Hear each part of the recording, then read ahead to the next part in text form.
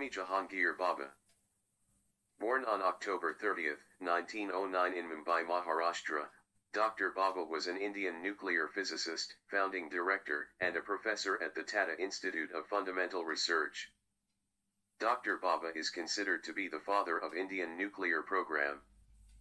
He was the father and the founder of two research centers which were and are the cornerstone of India's nuclear weapon development. These research centers are Tata Institute of Fundamental Research and Trombay Atomic Energy Establishment. Let us begin this journey by looking at the early life of Dr. Bhabha. Dr. Homi Bhabha, born in Mumbai, belonged to a very wealthy Parsi family.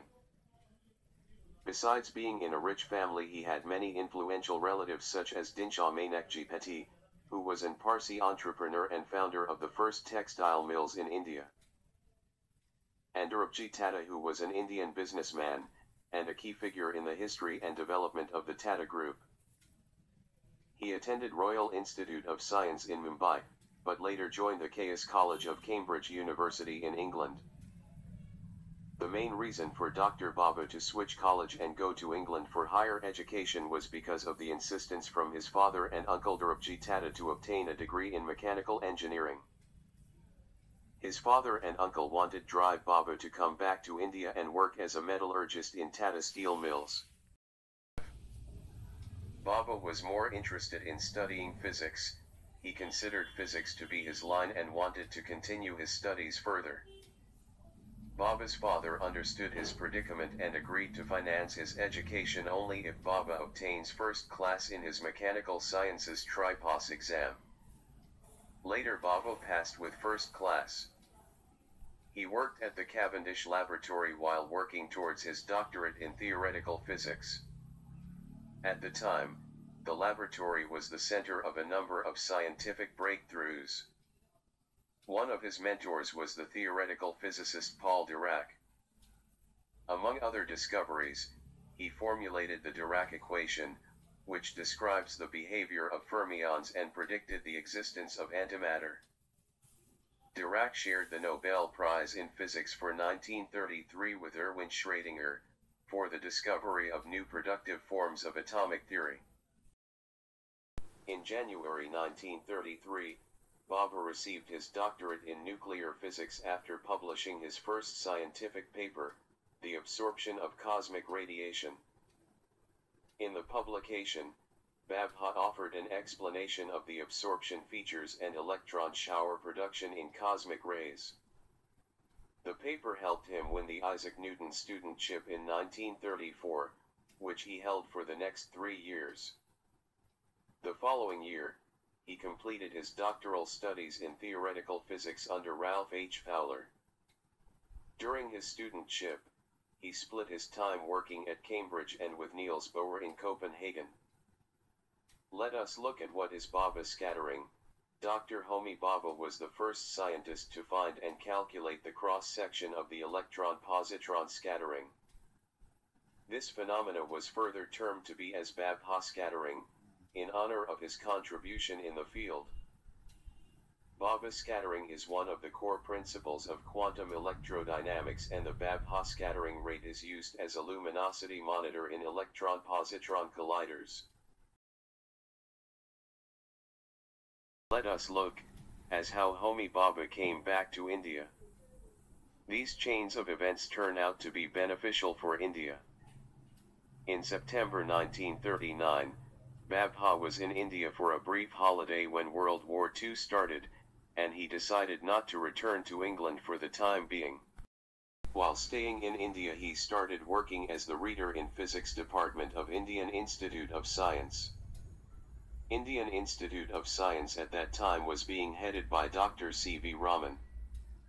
As Dr. Bhabha specialized in cosmic ray technology, he initiated and established the Cosmic Research Lab in the Institute. Dr. Bhabha wanted to see a developing and a progressing India. Since there were no nuclear research centers in India, Dr. Bhabha wrote a letter to his uncle Dhirubji Jamsetji Tata for helping him establish a vigorous school of research in fundamental physics. In the letter written by Dr. Bhabha to Sir Dhirubji, Bhabha explained the reasons why India's growth is stagnant at the current moment. Dr. Bhabha believed the only reason for no growth was because there was no institute or research facility in India. Dr. Bhabha had a vision for self-sufficient and developing India. This letter left a huge impact on Sir Dhirubji, who agreed to help Bhabha on his quest for excellence. This letter led to the inauguration of Tata Institute of Fundamental Research and eventually Atomic Energy Establishment in Trombay. Let's now look at the three-stage nuclear program initiated by Dr. Bhabha. Bhabha is generally acknowledged as the father of Indian nuclear power.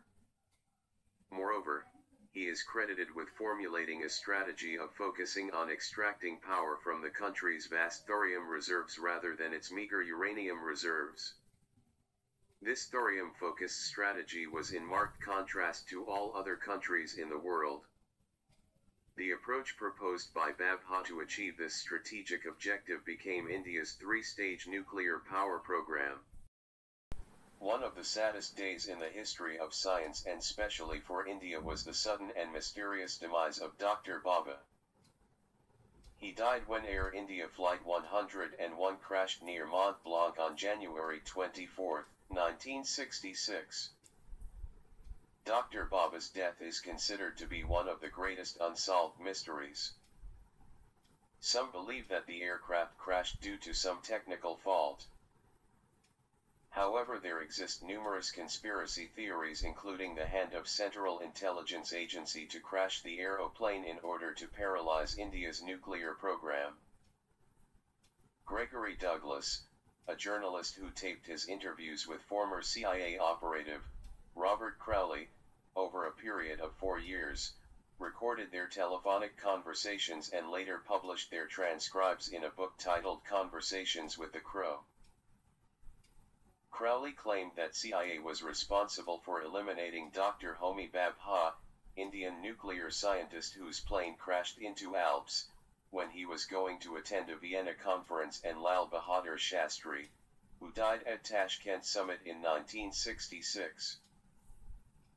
Crowley said that a bomb in the cargo section of the plane went off in mid-air, bringing down the commercial Boeing 707 airliner in Alps with little evidence left to be retrieved. Through this multimedia presentation, our team would like to thank Dr. Parimal, our course in charge, to present us with such an opportunity to use our technological skills. We hope you enjoyed the video. Thank you.